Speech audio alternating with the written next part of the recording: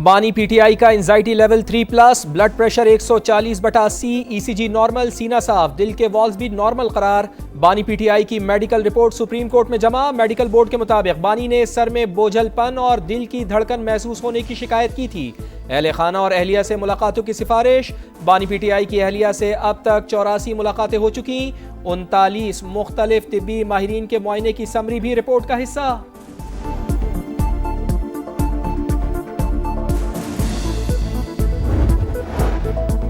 बानी पीटीआई की सेहत पर तशवीश है, फौरी तौर पर हॉस्पिटल मुंतकिल किया जाए। अहले खाना, वुकला और डॉक्टर से मुलाकात करवाई जाए। पीटीआई रहनुमाओं की प्रेस कॉन्फ्रेंस।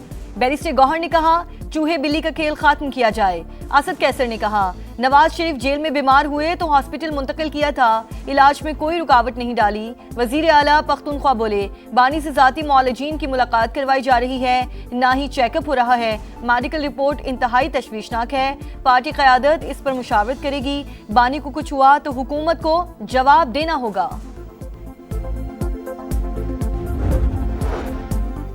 सेनेट इजलास में बानी पीटीआई की सेहत पर बहस। अल्लामा राजा नासिर अब्बास ने कहा बानी और उनके साथियों को नाकर्दा गुनाहों पर जेल में डाला गया। बानी का ब्लड प्रेशर बढ़ रहा है, उन्हें किसी अच्छे अस्पताल में दाखिल कराया जाए। राना सनाउल्लाह ने कहा ब्लड प्रेशर के हवाले से अपोजिशन लीडर के दावे की तस्दीक नहीं हो पाई। बानी की आंखों का चेकअप पेम्स और शिफा से कराया गया। उनकी पटिशन सुप्रीम कोर्ट में है। वफाकी वजीर कानून आजम नज़ीर तारड़ बोले कानून सबके लिए बराबर है। साबिक वजीर आजम पर भी उसी कानून का इतलाक होता है। हम जब बात करते थे तो हमारा यहाँ मजाक उड़ाया जाता था।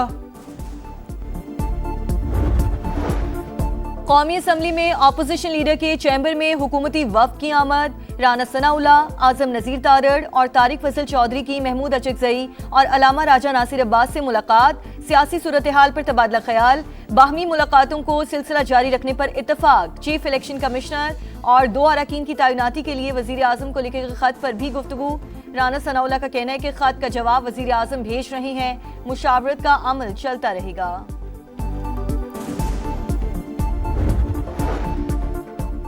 बानी बातचीत के लिए तैयार हैं, चाहते हैं कि हुकूमत आगे बढ़े। पीटीआई के आजम स्वाति का इजहार ख्याल। डॉक्टर तारिक फजल चौधरी बोले आगे बढ़ने का वाहिद रास्ता बातचीत है। वजीर आजम की ऑफर आज भी बरकरार है। एक तरफ आप बातचीत का कहते हैं, फिर पुरतशद्दुद मुजाहिरों की कॉल भी देते हैं। तलाल चौधरी बोले वजीर आजम और पार्लियामेंट को ना मानने से मामला अब इंसानी हमदर्दी पर आ गया है। मुज़ाकरात की मेज से ये खुद उठ कर गए, ऑफर अब भी मौजूद है।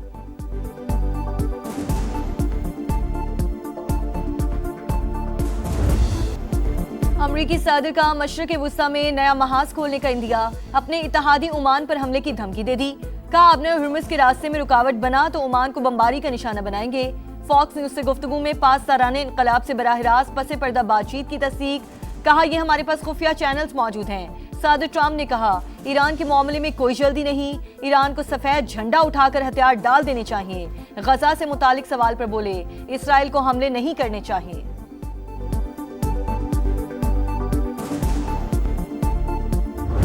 अमरीका और ईरान के दरमियान मजीद 60 रोज़ की जंगबंदी में तोसी पर इत्तेफाक। अल अरबिया का दावा। MOU के तहत 60 रोज़ा जंगबंदी आज ख़त्म हो रही है। ईरान ने मुआहिदे की खिलाफ वर्जी पर 60 रोज़ की डेडलाइन बेमानी करार दे दी। तर्जुमान वजारत खारजा इस्माइल बकाई ने कहा ईरान की साबित कदमी ने दुश्मन के अंदाजे गलत साबित कर दिए। पाकिस्तान और कतर कशीदगी कम करने के लिए कोशिशें कर रहे हैं। इन 2 ममालिक के अलावा कोई और सालिस नहीं। आबनाए हुर्मुज़ को अमरीकी इलाका करार देने के ट्रंप के बयान पर ईरानी army chief general Amir Hatami का सख्त रद्दअमल। कहा ऐसा मजाक भी बड़ी गलती है। ईरान के मुहाफिज आपकी टांगे तोड़ देंगे। हुर्मुज़ पर कब्जे की कोशिश अमरीका को महंगी पड़ेगी।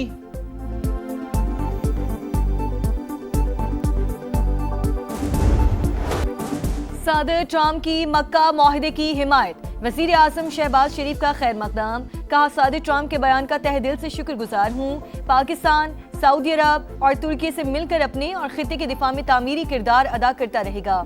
पायदार अमन और खुशहाली मुस्तकबिल की बुनियादी जरूरत है। वजीर आजम ने जनूबी एशिया में मुमकिना जौहरी तबाही टालने पर सदर ट्रम्प की क़यादत को सराहा। अमरीकी सदर ट्रम्प ने मक्का दिफाई मुआहिदे को जुर्रतमंदाना और इंतहाई अहम करार दे दिया। मुश्तरका दिफाई मुआहिदे पर तीनों ममालिक की क़यादत को मुबारकबाद। कहा मुआहिदा इस बात का मज़हर है कि मशरक़ वुस्ता मुत्तहिद हो रहा है। अब ममालिक ज़्यादा मौसर अंदाज में अपना दिफा करने के काबिल होंगे।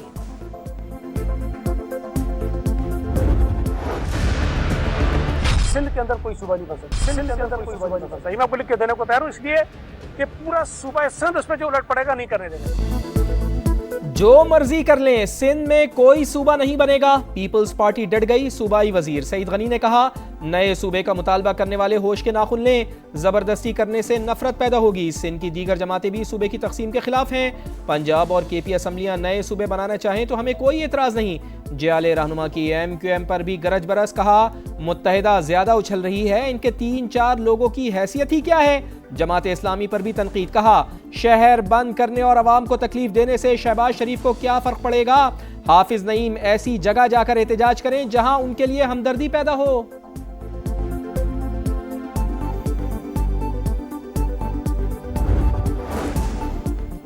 क्या मुल्क में नए इंतजामी यूनिट्स कायम होने चाहिए? SDPI के ज़ेरे एहतमाम मुबाहिसा मुकर्ररीन की नए इंतजामी यूनिट्स की हिमायत, अवामी मसाइल के हल के लिए बल्दियाती निज़ाम मजबूत बनाने पर भी जोर। मुस्तफ़ा कमाल ने कहा, सूबों से मुतालिक आईनी तरमीम पहले से मौजूद है। बैरिस्टर सैफ का नए सूबों पर इत्तफाकी राय के लिए कमीशन बनाने का मशवरा।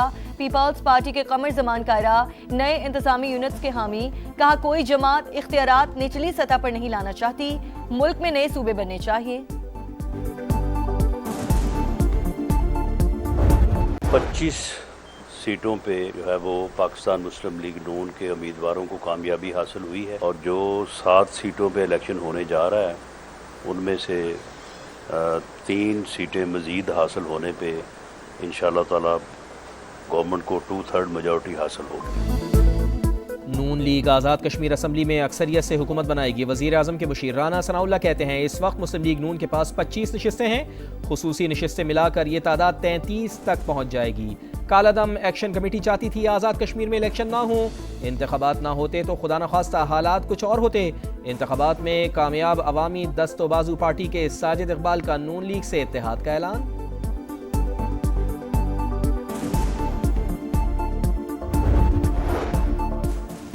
पेट्रोलियम लेवी के खिलाफ जमात इस्लामी का धरना दूसरे रोज भी जारी। लाहौर, कराची और पेशावर में एहतजाज। मुराद याफ्ता तबका अवाम का खून निचोड़ने में मसरूफ। हुकूमत पेट्रोलियम मसनूआत पर जबरदस्ती लेवी वसूल कर रही है।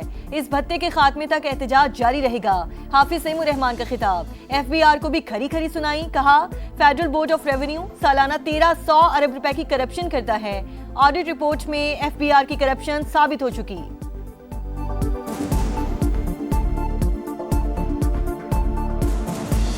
FBR का अमले में 25,000 मुलाजमीन हैं। आप इनकी गाड़ियों को ही ऑडिट कर लें तो आप पता चलेगा इनके अफसरों का। लेकिन ये अपने अहदाफ पूरे नहीं करते। इनकी अपनी रिपोर्ट से कि साल में 1300 अरब रुपए की करप्शन FBR करता है। मीर रजा के दोनों हाथों पर गन शॉट के जर्रात मिले, सीने और कमर से भी GSR सैंपल्स मिले। कब्र कुशाई के बाद हासिल नमूनों की रिपोर्ट में बड़ा इंकशाफ। जाए वक़ुआ की CCTV फुटेजेस सामने आ गई। 29 जुलाई को माली ने 11:52 पर लाश देखी और पुलिस को इत्तला दी। पहले पुलिस के 2 एहलकार मोटरसाइकिल पर पहुंचे, फिर मोबाइल आई। एम्बुलेंस 12:50 पर आई। 2 घंटे बाद भी क्राइम सीन यूनिट नहीं पहुंचा। तफ्तीशी टीम की मकतूल के वालिदैन से मुलाकात, बिजनेस पार्टनर से भी पूछगछ।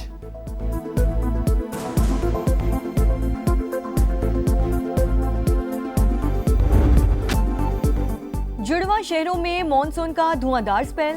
रावलपिंडी पानी पानी, वासा की नाअहली बेनकाब। नाला लई से मुल्हिका आबादियों समेत कई नशेबी इलाकों में पानी जमा।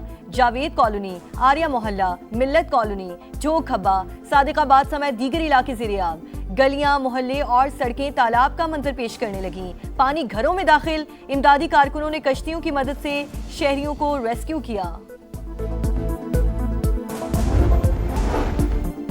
हुकूमत से कामयाब मुज़ाकरात के बाद गुड्स ट्रांसपोर्टर्स की हड़ताल 40 दिन के लिए मौखर। ट्रॉलर्स और ट्रक्स का पहिया चल पड़ा। कराची की बंदरगाहों पर लोडिंग और ऑफलोडिंग मामूल पर आ गई। तिजारती सामान लेकर ट्रांसपोर्ट बंदरगाहों की जानिब रवा दवा। मुल्क भर को सामान की तरसील शुरू हो गई। ड्राइवर्स का हड़ताल खत्म होने पर खुशी का इजहार। वफाकी वज़ीर मवासलात अब्दुल अलीम खान के बेहतरीन किरदार की तारीफ। अलीम खान का शुक्रिया, बहुत बहुत शुक्रिया। उन्होंने हमारे मुतालबात जो थे जायज़ वो माने हैं, इसी वजह से हमारा कोई मसला हल हो गया, इसी वजह से हड़ताल खोल दी है। हमारे मुतालबात मंजूर हो जाए, 40 दिन का टाइम दिए, अगर मुतालबात मंजूर हो जाते तो हम खुश हैं। हॉकी वर्ल्ड कप में पाकिस्तान और वेल्स का मैच 3-3 गोल से बराबर हो गया। पाकिस्तान की तरफ से अब्दुल रहमान, सुफियान खान और अब्दुल हनान शाहिद ने गोल किए। पाकिस्तान का 2 मैचेस के बाद 1 पॉइंट। कौमी टीम 19 अगस्त को भारत से मुकाबला करेगी। शेरों के शिकार के लिए शाहीनों की तैयारियां। हेडिंगले में प्रैक्टिस सेशन में भरपूर मशकें। इंग्लैंड के खिलाफ जीत से कामयाबियों का नया सिलसिला शुरू किया जाएगा। फास्ट बॉलर मोहम्मद अब्बास की प्रेस कॉन्फ्रेंस। कहा, बाबर आजम मैच खेलेंगे या नहीं, फैसला मैच डे पर होगा। पाक इंग्लैंड पहला टेस्ट 19 अगस्त को शेड्यूल। और रोनाल्डो ने रिटायरमेंट का इशारा दे दिया। पुर्तगाली स्टार का दुनियाई खेल को अलविदा कहने पर गौर। हो सकता है कि ये फुटबॉल में आखिरी साल हो। मुस्तकबिल के हवाले से प्लानिंग कर रखी है। रोनाल्डो की गुफ्तगू। एहसास खिलाड़ी को रिकॉर्ड 976 गोल करने का एजाज हासिल है।